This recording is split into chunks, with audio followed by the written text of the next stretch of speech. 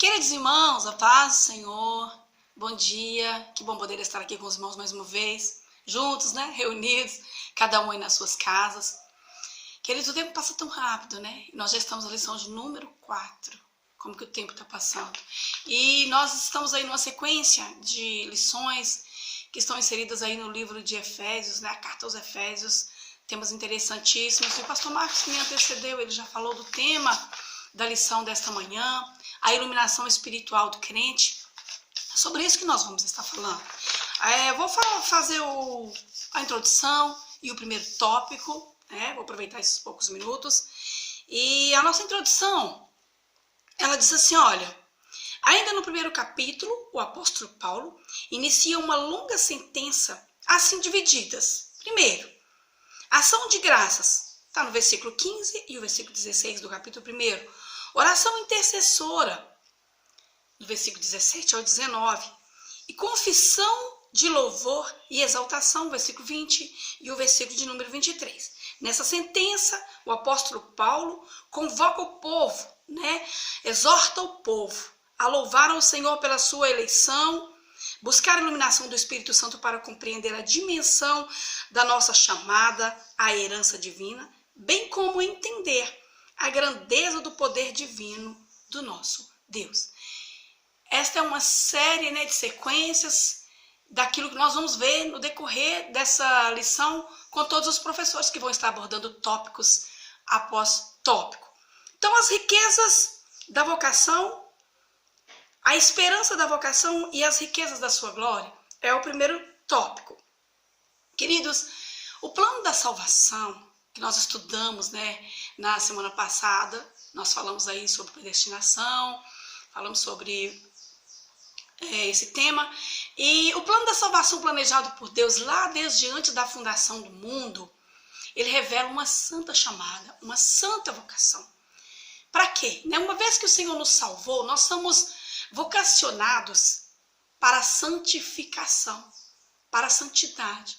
Ser santo significa ser separado. O Senhor nos vocacionou para sermos separados, para desfrutar das riquezas divinas, riquezas que nós já desfrutamos hoje, quando aceitamos Jesus. Primeiro, qual que é a primeira delas? Experimentar o perdão dos nossos pecados. É quando Cristo chega em nossas vidas e arranca de nós o fardo pesado do pecado. Essa é uma riqueza incalculável. Segundo, ele nos adota como filhos. Terceiro, e as bênçãos de poder desfrutar das riquezas do porvir, esperança. Esperança naquilo que o Senhor nos prometeu. Queridos, e por último, uma vez salvos por Cristo, nós vamos desfrutar aí da glorificação a exemplo de Cristo. Cristo, ele foi glorificado e ele assentou com o Senhor no seu trono. E aqui nós temos uma promessa. Apocalipse, capítulo de número 3, versículo de número 21, diz assim, olha, ao vencedor, lhe concederei que assente comigo no meu trono, assim como eu venci e me assentei com meu Pai no seu trono. Promessa maravilhosa. Queridos, então vamos aqui ao primeiro tópico. Primeiro ponto, ação de graças intercessora.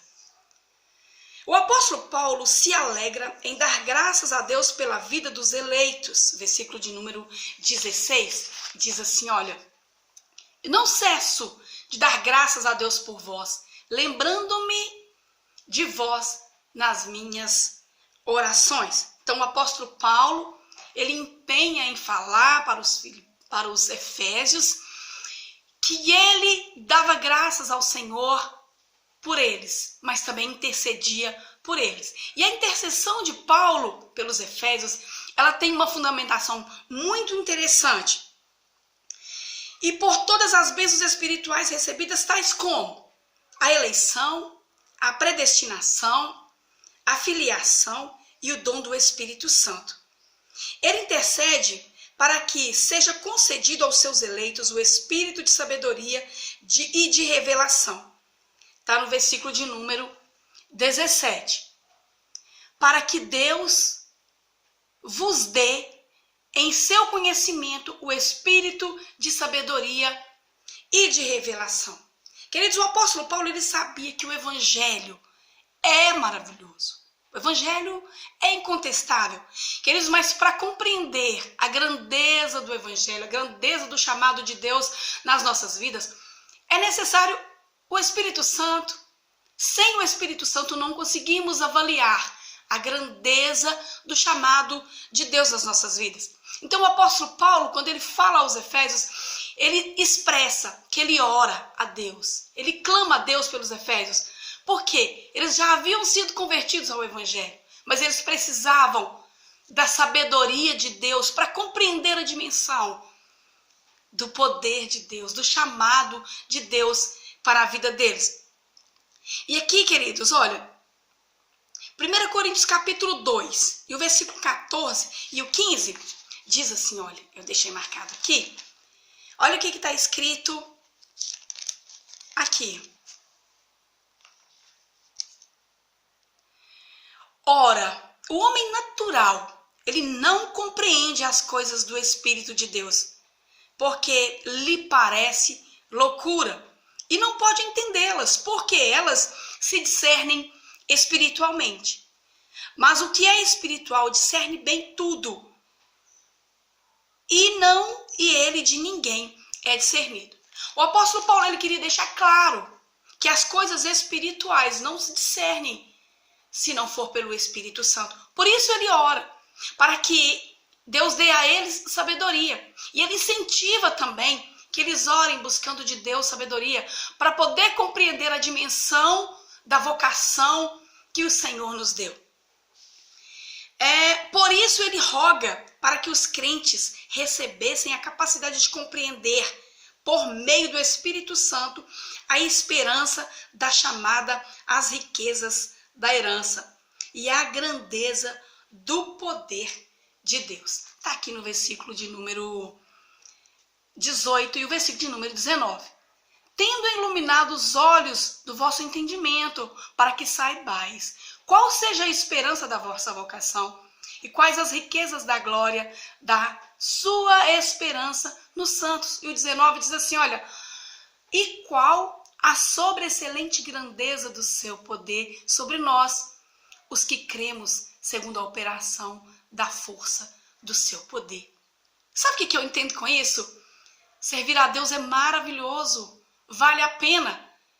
E nós precisamos do Espírito Santo para nos esclarecer todos os dias.